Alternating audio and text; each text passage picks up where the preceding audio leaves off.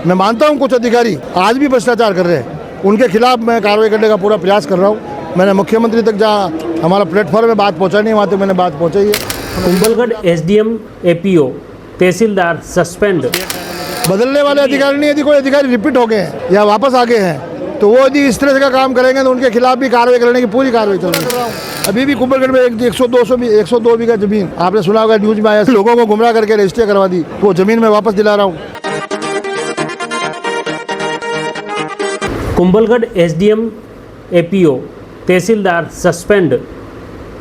राजसमंद जिले में कुंभलगढ़ उपखंड क्षेत्र में उपखंड अधिकारी सुश्री नीलम लखारा को एपीओ कर दिया गया। 1 जून को यह आदेश जारी हुआ। राज्य सरकार के संयुक्त शासन सचिव कनिष्क कटारिया द्वारा आदेश जारी कर उन्हें एपीओ कर दिया गया और साथ ही कार्मिक विभाग में उपस्थिति के निर्देश दिए गए।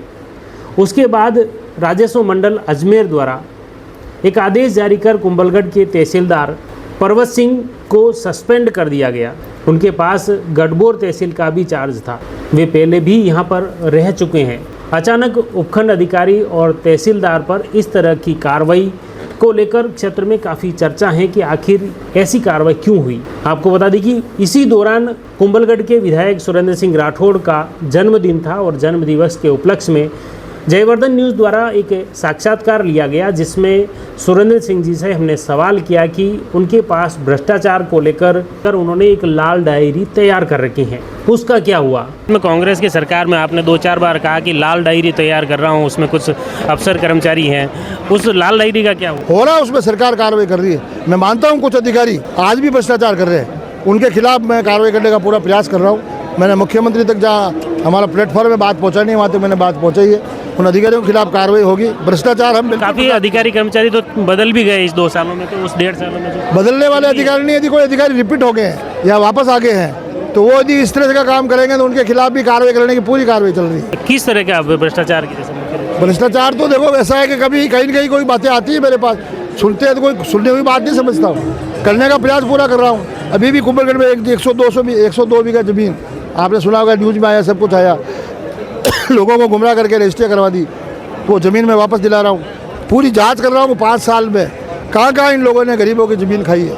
वो ज़मीन अपने आप स्वतः वो आगे आकर के उन लोगों के नाम पे कराने का प्रयास कर देंगे, नहीं तो कार्रवाई होगी और जेल की सलाखों में जाओगे। विधायक सुरेंद्र सिंह राठौड़ ने स्पष्ट तौर पर कहा है कि मैं मानता हूं कि अब भी कुंभलगढ़ क्षेत्र में भ्रष्टाचार हो रहा है, कुछ अधिकारी इस तरह के कृत्य कर रहे हैं, लेकिन वे ऐसे कृत्य करने वाले अफसरों को नहीं बख्शेंगे।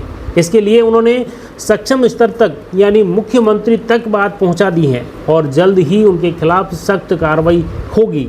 इस तरह की उन्होंने बात कही और उसी दिन उपखंड अधिकारी एपीओ हो जाती हैं, उसके बाद तहसीलदार को सस्पेंड कर दिया जाता है। और ऐसे में लोग इस नज़रिए से देख रहे हैं कि इस पूरे मामले में कहीं न कहीं भ्रष्टाचार की बू आ रही थी और इसी वजह से कुंभलगढ़ के विधायक सुरेंद्र सिंह राठौड़ भी खपा थे और उन्होंने यह मुद्दा मुख्यमंत्री भजन लाल शर्मा तक पहुंचाया और इसके बाद सरकार ने यह बड़ा एक्शन लिया।